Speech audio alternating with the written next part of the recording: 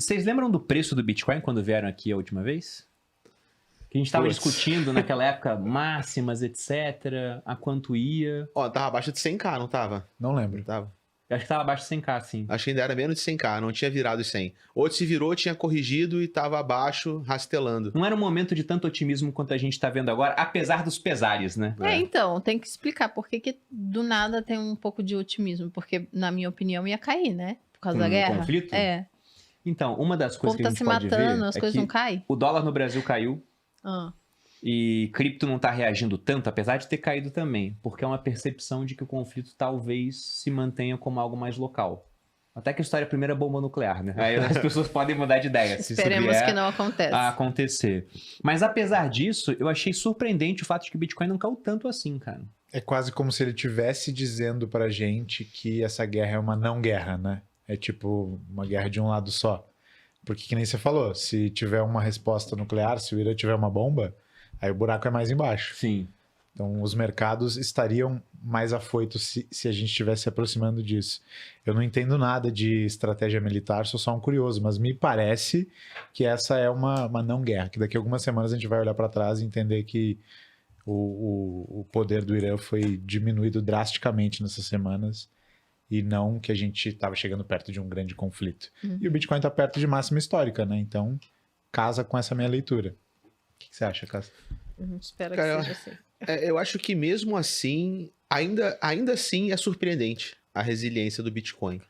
Né? A minha leitura hoje sobre o Bitcoin, cara, é que tem duas forças predominantes atuando nesse ativo. Uma força é aquela força de mercado que ainda enxerga o Bitcoin como um ativo especulativo. Então, por exemplo, o que acontece quando o mundo fica turbulento? Sai da bolsa, sai da Nasdaq, sai da Tesla, sai da Nvidia, vai para a renda fixa do dólar. Sai do Bitcoin, vai para a renda fixa do dólar. Que é uma maneira de especular o Bitcoin e as coisas que acontecem no mundo. Mas, por outro lado, você tem uma ascensão daqueles que enxergam o Bitcoin realmente como o voo da segurança em si, o flight to safety. Então, o cara que fala, nossa, o mundo está complicado, não é mais a lógica de fugir da Nvidia e ir para o dólar, é fugir da Nvidia e ir para o Bitcoin. Ou fugir do dólar e ir para o Bitcoin. E ter o Bitcoin como uma aposta ou uma diversificação do risco sistêmico da base euro-dólar, que está mais questionada do que nunca. E essas pessoas, para mim, que adotam essa visão, que começam a olhar para o Bitcoin como o voo da segurança e não mais como ativo especulativo, são normalmente players que não voltam atrás. Eles compram e eles seguram. E se essa mentalidade se perpetua e prossegue, aqueles que vão para esse lado não voltam para o outro. Então, até que ponto não vai chegar um dia em que realmente a profecia se autorrealize, onde ele começa a ser uma reserva de valor. E aonde a turbulência do mundo, ao invés de afugentar as pessoas do Bitcoin como um ativo de risco, empurra elas para o Bitcoin como uma busca por segurança. Eu acho que o que a gente vê hoje é um pouco disso tudo. Quando, por exemplo, estoura essa crise e o Bitcoin resiste. Aí vem o Powell com uma fala mais grossa, o Bitcoin cai. Ou seja, é uma coisa meio mórfica, né? Ora parece que a gente está especulando ele como ações de Big Tech, ora parece que a gente está correndo para ele como para o ouro. E eu acho que daqui para frente a gente vai começar a ver um delineamento do embate dessas forças e alguma delas vai prevalecer no final.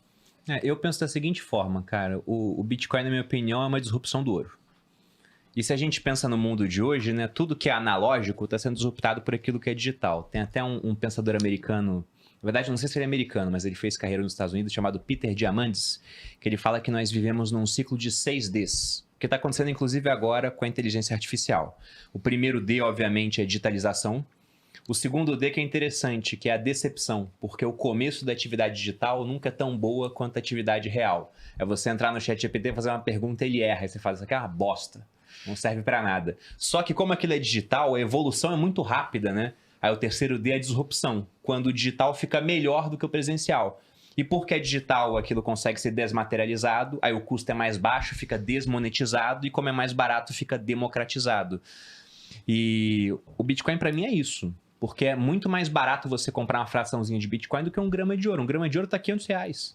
E você vai comprar menos de um grama, cara, vai ser um negócio cada vez menor, né? Fácil de você perder aquilo. E se a gente olha para o passado, pode ser um outro motivo para o Bitcoin não ter caído tanto. Quando guerras aconteciam, o pessoal corria para o ouro.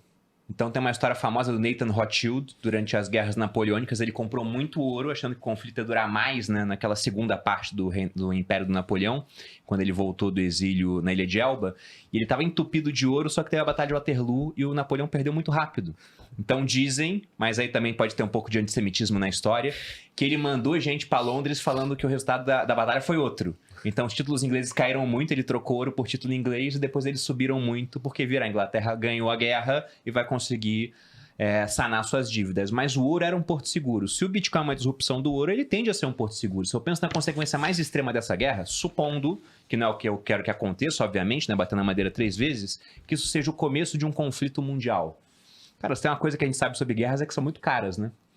Então como é que os países vão pagar para participar desse conflito, que ele é existencial, quem perde pode deixar de existir?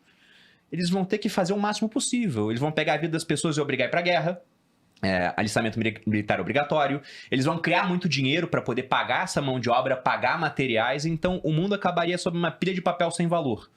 E nisso o Bitcoin fica valendo mais contra essa pilha de papel. Então, eu não sei se esse tipo de opinião, né, a gente vai encontrar no mercado, mas no extremo eu acho que o Bitcoin poderia primeiro cair para depois subir muito no conflito mundial. Então, talvez seja um motivo para não ter caído tanto, mais gente pensando assim. Essa é a minha leitura, né? De que parte do nosso mercado está amadurecendo para a compreensão desse ativo. Porque, cara, não é à toa que um Larry Fink abre a boca e fala, isso é ouro digital. A gente já está meio acostumado com isso, mas olha na ordem de magnitude. A gente sai de 4 anos antes, Warren Buffett falando, isso aqui é veneno de rato ao quadrado. 4 anos depois, Larry Fink, CEO da BlackRock, isso aqui é ouro digital. Então, realmente, alguma coisa está mudando, né? É curioso a gente falar desse caráter do Bitcoin finalmente estar sendo aceito em escala como um substituto do ouro, porque há 5 anos atrás a gente falava e parecia louco. Mas, assim como nos mercados de ações, não existe necessariamente um mecanismo pelo qual os preços convergem para uma verdade, mas sim um mecanismo que faz os preços convergirem para onde as percepções das pessoas convergem. Vou dar um exemplo. Modelo de cash flow descontado. As pessoas usam isso como modelo consensual de valuation. Não existe uma regra matemática que faz uma ação valer os cash flows dela descontados. Mas como todo mundo usa esse modelo, ele funciona. Quando a gente... Funciona. Porque depende da preço do analista, né? Ele é melhor do que nada, muitas vezes. Quando a gente fala de dívida soberana, não existe uma resposta matemática ou formal para a pergunta até onde um soberano pode se endividar. Não sabemos. O Japão tá lá, provando que dá para continuar se endividando. Né? Exatamente. Então, tipo, a gente vem há anos falando, inclusive nós aqui, a situação fiscal dos Estados Unidos, que é a maior potência do mundo, é frágil. Vai chegar um momento que isso vai virar perigoso. E que a tal da renda fixa, para qual todo mundo corre quando tem guerra, vai deixar de ser o ativo de porto seguro, porque vão olhar e vão falar, peraí, quem disse que o cara vai me pagar, né? Isso que eu estou emprestando para os Estados Unidos, vão pagar o dinheiro que eu estou emprestando para eles.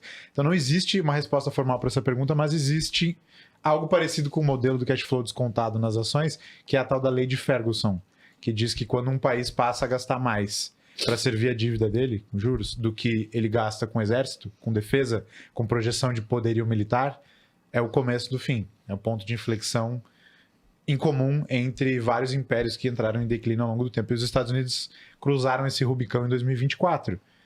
Por coincidência, agora a gente está tendo um dos primeiros grandes eventos de conflito inesperado, assim, no qual o Bitcoin não está desabando. Caiu um pouquinho? Caiu, mas caiu 4%, cara. Caiu nada, entendeu? Então, as coisas estão mudando. A gente caiu 4% da máxima, né, cara? Da máxima, tá colado com a máxima. É totalmente normal, porque não tá acontecendo nada, isso tem acontecido. Esse mesmo movimento tem acontecido.